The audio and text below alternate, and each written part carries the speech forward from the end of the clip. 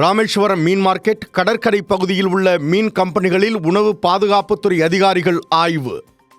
55 kilo கெட்டுப்போன மீன்களை பறிமுதல் செய்த உணவு பாதுகாப்புத்துறை அதிகாரிகள்.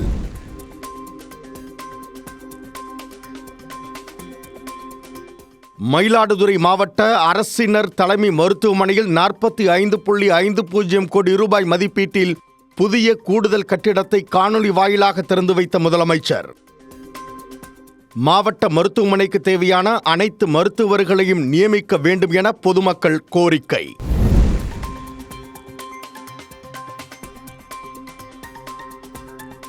நாகையில் தை மாச கடைசி வெள்ளிக்கிழமையை முன்னிட்டு உலக அமைதிக்காகவும் மற்றும் மீன்வளம் பெருக வேண்டி பால்குடம் எடுத்து வந்து மீனவ பெண்கள் வழிபாடு. 1008 பால்குடத்துடன் ஆலயத்தில் இருந்து கிராம மக்கள் மேளதாளங்கள் முழங்க மீன் கொடியினை கையிலேந்தி ஊர்வலமாக சென்று வழிபாடு.